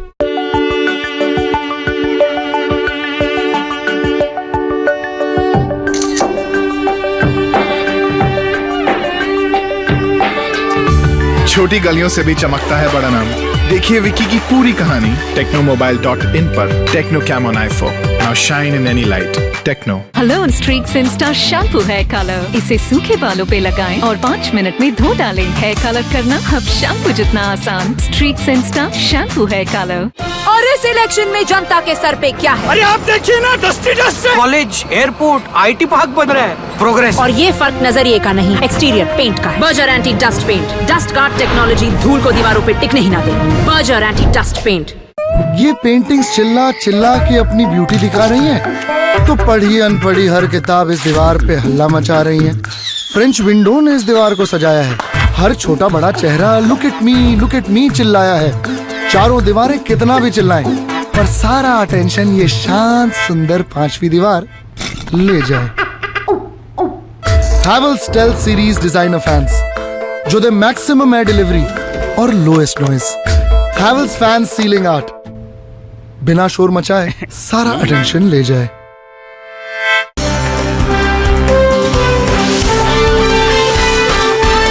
इंडिया टीवी आपकी आवाज। Welcome back. आज भारत की जनता को सलाम करने का दिन है। भारत के प्रधानमंत्री अपने 5 साल के काम का लेखा जोखा दे रहे हैं। मोदी जी, भारत में जो आपके विरोधी वो कहते हैं सिर्फ पाकिस्तान को डरा के नहीं रखा, आपने सबको डरा के रखा है। आपने रॉबर्ट वाड्रा को भी डरा के रखा है, चिदम्बरम को भी डरा के रखा है, आपने सोनिया गांधी को भी डरा के रखा है। आपको शायद याद होगा, शायद 2014 में आपकी अदालत में ऐसा ही एक सवाल आपने मुझे पूछा। हाँ, मैंने पूछा था। तब मैंने कहा था बिल्कुल डरना चाहिए। ये प्रधानमंत्री बनने के बाद नहीं कह रहा हूं। और तब मैंने कहा था देश में जब पापियों का डर खत्म हो जाता है, भ्रष्टाचारियों का डर खत्म हो जाता है, गलत करने वालों का डर खत्म हो जाता है, तो वो देश खत्म हो जाता है। देश के लिए आवश्यक होता है जो आतंकवादी है, विघटनकारी है, उनको मेरी सेना का डर होना चाहिए, मेरे सुरक्षा बलों का डर होना चाहिए। जो भ्रष्ट आचरण करते हैं, बेईमानी करते हैं, उनको कानून का डर होना चाहिए। जो नीति विरुद्ध काम करते हैं, उनको नेक और नियत का डर होना चाहिए। और इसलिए ये डर अच्छा है।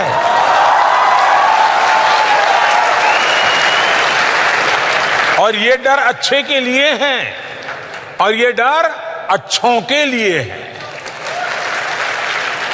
लेकिन ये जो आप कहते हैं कि ये विरोधी दल इकट्ठे हो गए, महामिलावट है, तो ये महामिलावट आपके डर से तो हुई? आपके डर से अखिलेश यादव और मायावती साथ आ गए? आप देखिए, ये सारे लोगों का जरा बराबर एक बार आप एक्सरे निकाल दीजिए। ये वंशवादी लोग हैं, ये सब ऐसे हैं, कोई बेल पर है,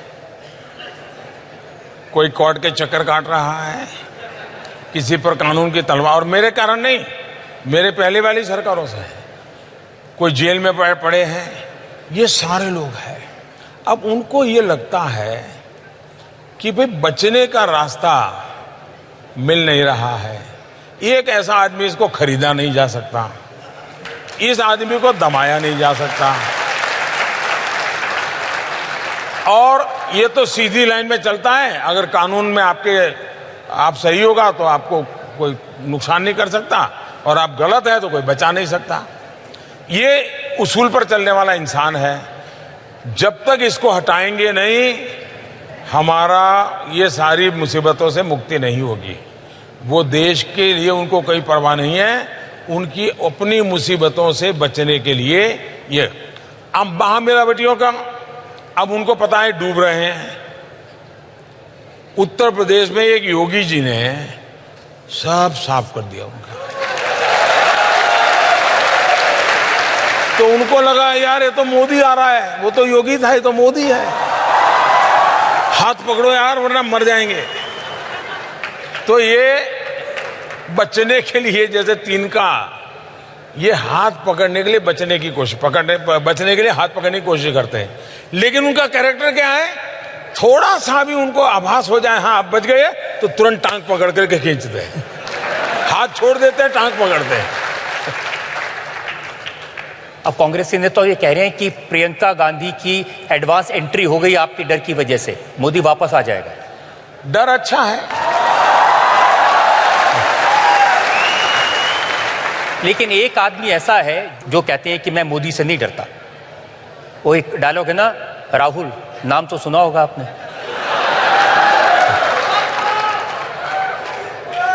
वो कहते हैं कि मोदी जी मेरे सामने ठहर नहीं सकते।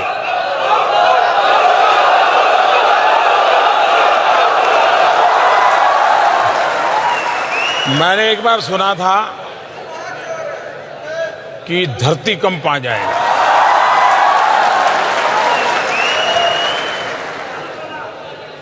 तो मैं उस दिन पूरा दिन पार्लियामेंट में बैठा। मैंने कहा हो सकता है घंटे के बाद आए, 2 घंटे के बाद आए, बड़ा इंतजार किया जी, नहीं आए।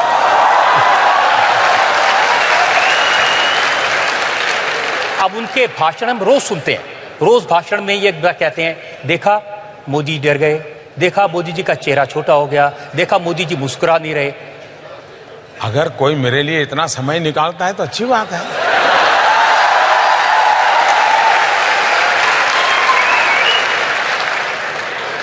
कोई तो है जो हम थके हुए वो कह रहा है, हम हमारी चिंता कर रहा है, अच्छी चीज है। रोज कहते हैं जी कि चौकीदार चोर है, रोज कहते हैं।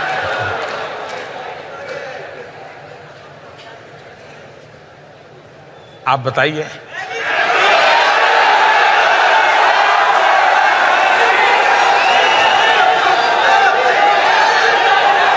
हिंदुस्तान के किसी भी कोने में पूछ लेना, मुझे पूछना ही नहीं पड़ेगा। और ये उनके जो भाषण हैं चुनाव में वो यही है, चौकीदार चोर है, और अनिल अंबानी की जेब में नरेंद्र मोदी ने 30,000 करोड़ रुपए डाल दिए। मैंने कभी सुना 1,30,000 करोड़, कभी सुना 40,000 करोड़, कभी सुना 80,000 करोड़। इतने आंकड़े बोलते गए हैं, पता नहीं अब वो कौन से वाला सही माने कौन से वाला गलत माने, कुछ समझ ही नहीं आ रहा है जी। एक आंकड़ा हमारे पास में है, वो मैं आपको वीडियो पे सुनाना चाहता हूं। गुजरात के एक उद्योगपति को आपने कितनी जमीन दी, ये आप सुनिए, आप भी आश्चर्यचकित रह जाएंगे। नरेंद्र मोदी जी ने गुजरात में 45,000 करोड़ एकड़ आपसे छीनकर मुंद्रा में एक उद्योगपति को देते हैं। मोदी जी की जमीन नहीं थी, गुजरात के किसानों की, गुजरात के गरीब लोगों की, गुजरात के आदिवासियों की जमीन थी।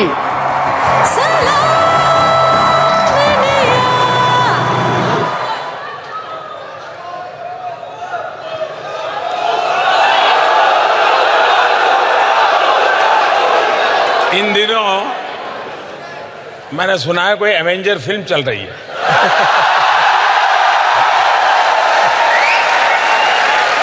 और कहते हैं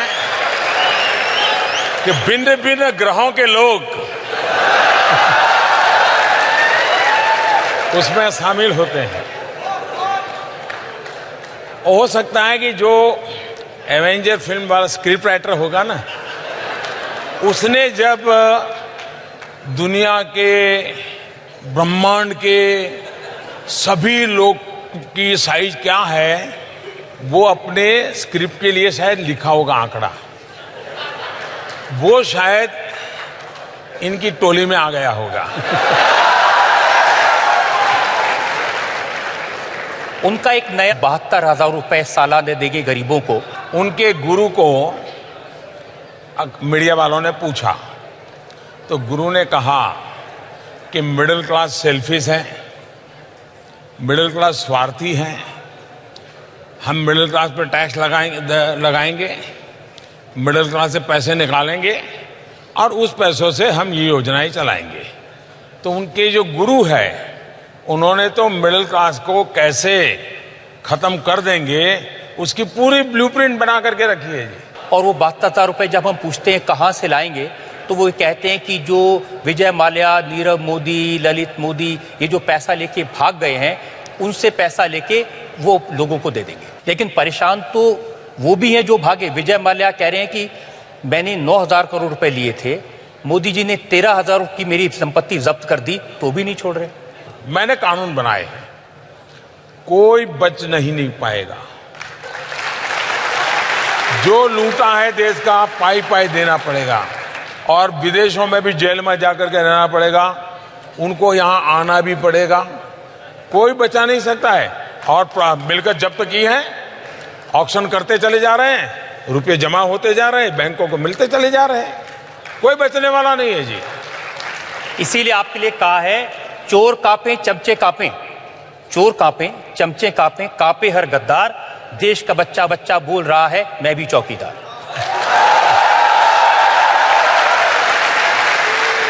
आजादी के 75 साल हमारे सामने हैं और हिंदुस्तान के हर नागरिक के दिल में यही भाव जग गया मैं भी चौकीदार। तो इस दुनिया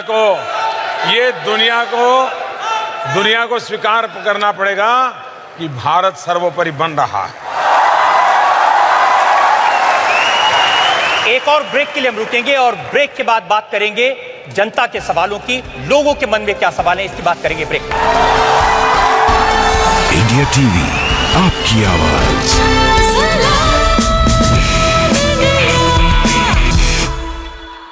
थैंक गॉड हमारी शादी हो गई। क्यों? बॉयफ्रेंड को हर छोटी सी छोटी चीज का ध्यान रखना पड़ता है, जैसे डेट पे गिफ्ट लाना, लेकिन अब नहीं करना पड़ेगा। अब नो टेंशन। अरे बेबी,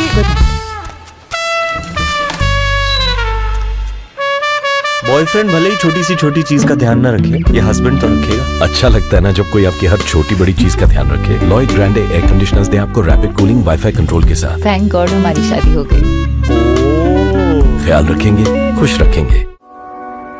वो क्या एहसास है जो बना देता है हर लम्हे को नया, जब चुपके से हर तरफ खुल जाए एक नई सी ताजगी। छेड़ दे कोई एक मीठी सी अनसुनी सी धुन, मेरी मावल चाहे हर लम्हा नया हो जाए। Hello Streax insta shampoo hair colour, इसे सूखे बालों पे लगाएं और 5 मिनट में धो डालें। हेयर कलर करना अब शैम्पू जितना आसान। Streax insta shampoo hair colour. और इस इलेक्शन में जनता के सर पे क्या है? अरे आप देखिए ना, डस्टी डस्ट है। कॉलेज, एयरपोर्ट, IT पार्क बन रहा है। प्रोग्रेस। और ये फर्क नजरिए का नहीं, एक्सटीरियर पेंट का है। Berger anti dust paint, dust guard technology धूल को दीवारों पे टिकने ही ना दे। Berger anti dust paint.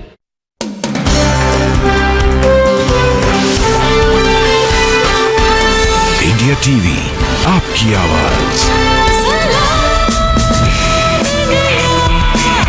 Welcome back. मेरे साथ हैं भारत के प्रधानमंत्री नरेंद्र मोदी और देश की जनता। मौका है देश के चुनाव का और मौका है प्रधानमंत्री से उनके काम के बारे में पूछने का। जनता के कुछ सवाल मेरे पास में। बाबला कोचर का एक सवाल है। आजकल जितने भी विरोधी दल के नेता हैं एक सुर में एक ही गीत गाते हैं, मोदी हटाओ, मोदी हटाओ, मोदी हटाओ। उसके लिए साम दाम दंड भेद कुछ भी अपनाओ। जब आप तक ये बात पहुंचती है तो क्या प्रतिक्रिया होती है? गुस्सा आता है, हंसी आती है, क्या प्रतिक्रिया होती है? मैं उनका आभारी हूं कि उन्होंने देश के अंदर एक एजेंडा बना दिया है और मतदाताओं के सामने बड़ा लिमिटेड चॉइस है कि एक, मोदी को रखना है नहीं रखना है, दूसरा है मोदी को हटाना है। उनके पास ये भी नहीं है किसको लाना है।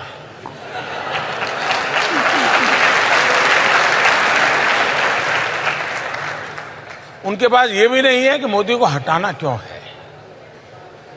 दूसरी तरफ देश को पता है कि मोदी क्या क्या हटाना चाहता है और मोदी जो जो हटाना चाहता है उस आंधी में इन सबका बचना बड़ा मुश्किल है जी। मुकेश लूथरा का सवाल मेरे पास में है।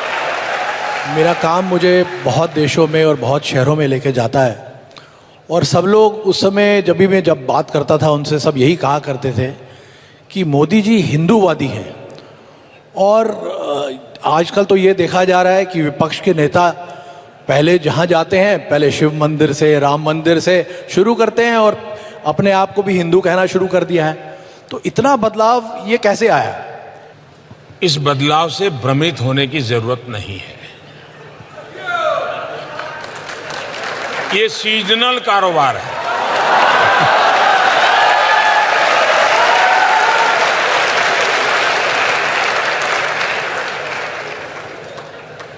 वो नामांकन भरने के बाद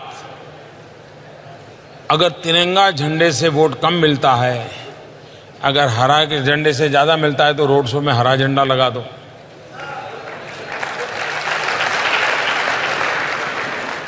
और इसलिए इस सीजनल जो कारोबार करते हैं उनकी राजनीति चल जाती है, लेकिन न उससे देश चलता है न जनता का विश्वास चलता है। दूसरी बात है कि सच्चे दिल से किसी भी व्यक्ति में अगर परिवर्तन आ रहा है तो हमें उसको मदद करनी चाहिए, शक क्यों करना चाहिए। मैं एड्रेस दे सकता हूं बहुत अच्छे अच्छे मंदिरों का, कोई जाना चाहता है तो, क्योंकि मैं उस दुनिया से ज्यादा परिचित हूं। ममता दीदी में हमने परिवर्तन देखा है। वो भी आजकल काली माँ की बात करती हैं, वो भी आज हनुमान जी की बात करती हैं, मर्यादा पुरुषोत्तम राम के मंदिर की बात करती हैं। ये डर नाम की चीज है ना, कुछ भी करा देती है। ये नैतिकता का डर, सिद्धांतों का डर, आदर्शों का डर, 5 साल के कार्यकाल का डर, ये अच्छों को किसी को बजरंगबली बुलवा देगा, किसी को शिव भक्त बना देगा, किसी को काली भक्त बना देगा। देश का माहौल बन रहा है, सबको मुख्य धारा में आने के लिए मजबूर कर रहा है। एक सोनी पांडे का सवाल मेरे पास में है। माननीय प्रधानमंत्री जी को सादर प्रणाम। चूंकि मैं एक गृहिणी हूं तो मेरा सवाल किचन से ही आता है।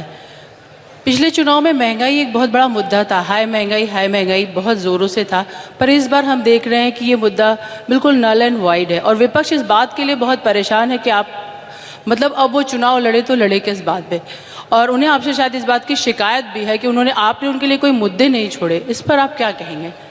बहुत अच्छा सवाल आपने पूछा। 2014 के अखबार निकाल दीजिए, 2013-14 के। हर दिन खबर क्या होती थी?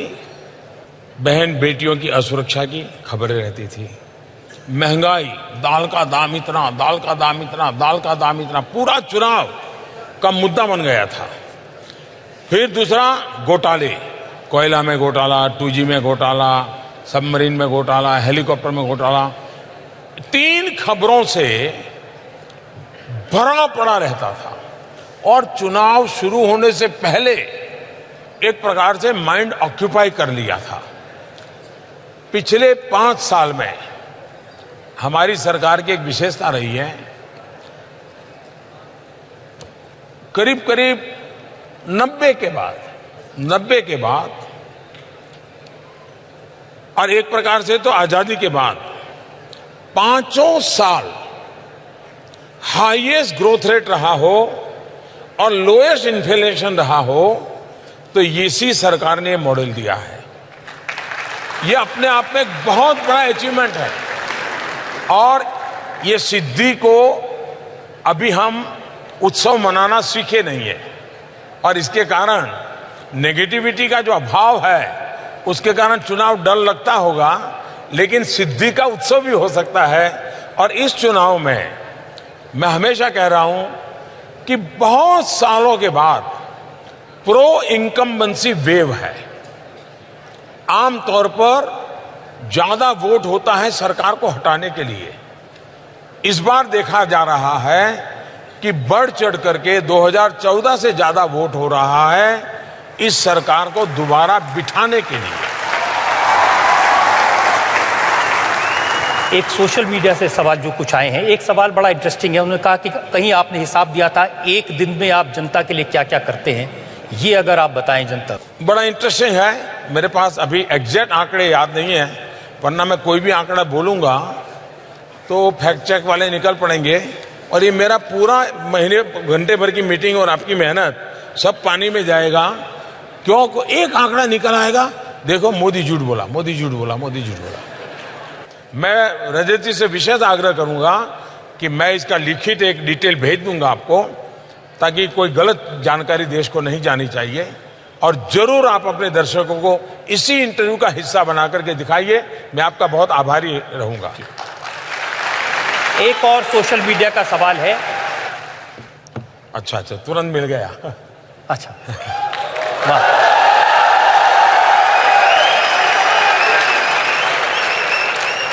मैं अपने पास चीजें रेडी रखता हूं वैसे, लेकिन मैंने सोचा जाए जी हाँ, लेकिन आपको इजाजत हो तो मैं जी बताइए, अच्छा हो जाएगा ये। हाँ, हर रोज प्रधानमंत्री उज्ज्वला योजना के तहत लगभग 70,000 माताओं को मुफ्त गैस कनेक्शन मिल रहे हैं। हर रोज सौभाग्य योजना के तहत लगभग 50,000 घरों को बिजली कनेक्शन दिया जा रहा है।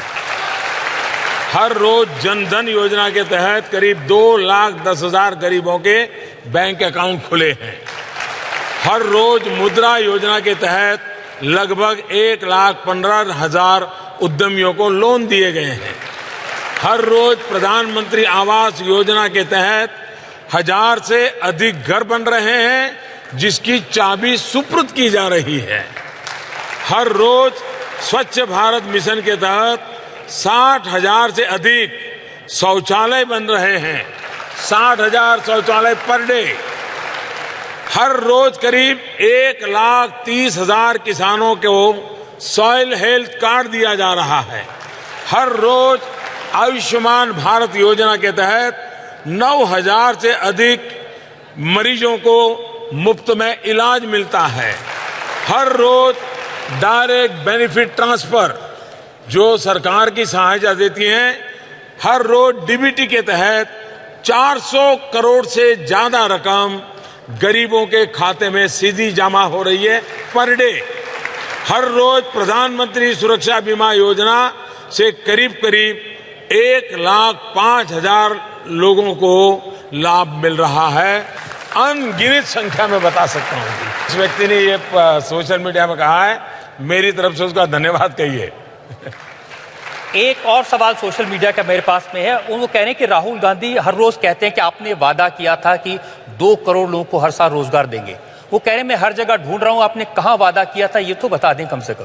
मैं मानता हूं शायद Guinness book of world record में एक व्यक्ति कितना झूठ बोल सकता है, कितनी बार झूठ बोल सकता है, कितने प्रकार का झूठ बोल सकता है, कहां कहां झूठ बोल सकता है, किस किस के सामने झूठ बोल सकता है, अगर इसके निकाले तो शायद ये नंबर 1 ले जाएंगे और आने वाले 50 साल तक। लेकिन ये जो रोजगारी वाला उनका झूठ है वो मुझे सूट करता है, इसलिए आप हैरान हो जाएंगे। हमने मुद्रा योजना निकाली। मुद्रा योजना में बिना बैंक गारंटी हम लोन देते हैं। लोन लेने वाला कारोबार करने के लिए लोन लेता है। 4.25 करोड़ लोग वो हैं जिन्होंने जिंदगी में पहली बार बैंक से लोन लिया। 4.25 करोड़। इसका मतलब उन्होंने कोई रोजगार शुरू किया, इसका मतलब उन्होंने किसी एक को रोजगार दिया, किसी ने 2 को रोजगार दिया। करीब इन 5 साल के कार्यकाल में 6 लाख नए प्रोफेशनल्स आए। चार्टर्ड अकाउंटेंट्स हो, वकील हो, डॉक्टर हो, 6 लाख प्रोफेशनल्स आना मतलब किसी ने 2 लोगों को रोजगार दिया होगा, किसी ने 3 को दिया होगा, किसी ने 5 को दिया होगा, रोजगार दिया। हमारे देश के अंदर पहले जितने रोड बनते थे उससे आज डबल रोड बन रहे हैं। तो मैन पावर लगा होगा, रोजगार बढ़ा होगा। पहले जितनी रेलवे बनती थी उससे डबल रेलवे बन रही है। पहले जितना इलेक्ट्रिफिकेशन होता था उससे डबल इलेक्ट्रिफिकेशन हो रहा है। इसका मतलब यह हुआ कि इन सारे कामों में रोजगार बढ़ा है। पहले सरकार ने अपने कार्यकाल में 25 लाख घर बनाए गरीबों के लिए, हमने 1.5 करोड़ बनाए, तो 6 गुना ज्यादा किसी न किसी को रोजगार मिला होगा। मैं अनगिनत चीजें आपको बता सकता हूं, लेकिन एक झूठ चलाया जा रहा है तो मुझे भी वो झूठ सूट करता है। मुझे मौका मिलता है देश को ये अकाउंट देने का। मोदी जी, दिल्ली वाले पूछते हैं कि 5 साल हो गए आपको दिल्ली आए हुए, तो कभी आप आराम करते हैं, कभी रिलैक्स करते हैं, कभी सिनेमा देखते हैं, कभी? ऐसा है कि इन दिनों मनोरंजन देने वाले इतने लोग मैदान में आए हैं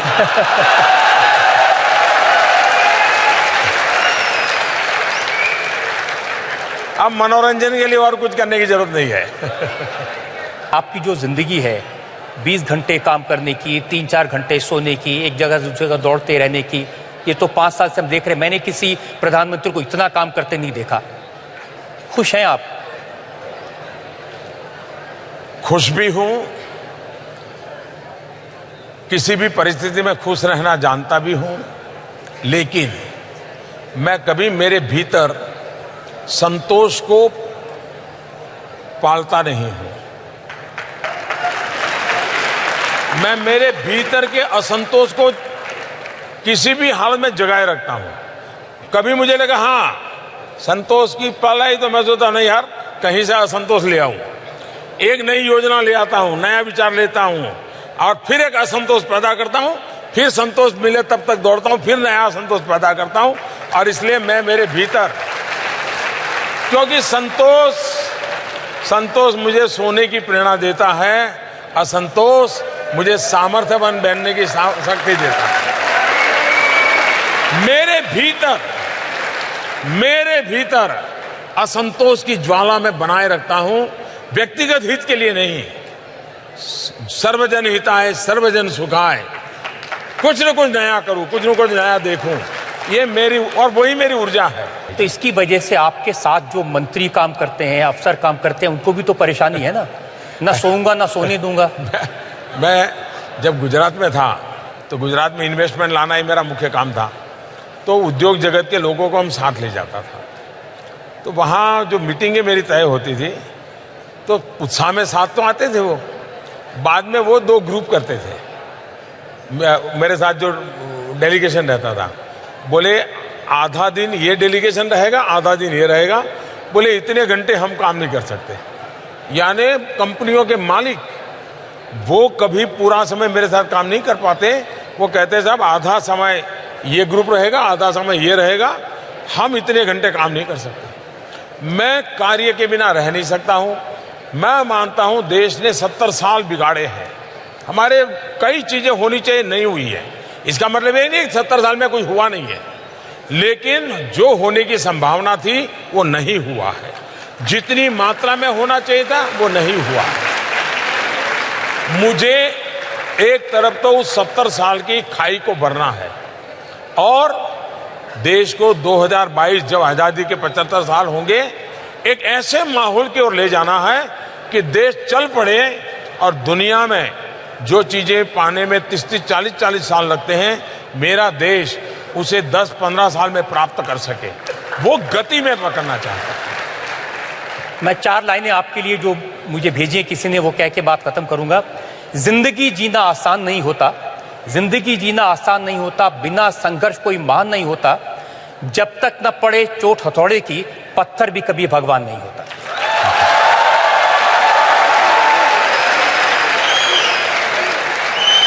हमने बात की भारत के प्रधानमंत्री नरेंद्र मोदी से, उनके 5 साल के कामकाज पर।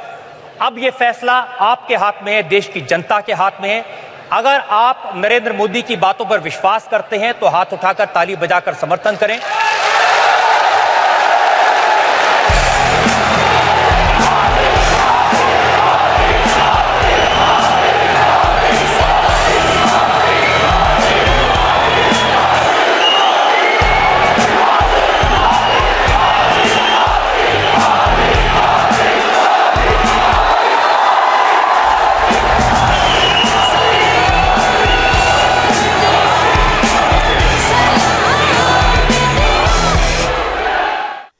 इंडिया टीवी पर editor in chief Rajat Sharma के साथ प्रधानमंत्री नरेंद्र मोदी के इस इंटरव्यू ने 90 मिनट में एक बार फिर एक नया इतिहास रचा। आपने देखा ये पूरा इंटरव्यू, प्रधानमंत्री का ये वाकई ऐतिहासिक इंटरव्यू 1.5 घंटे से देश भर में ट्विटर पर नंबर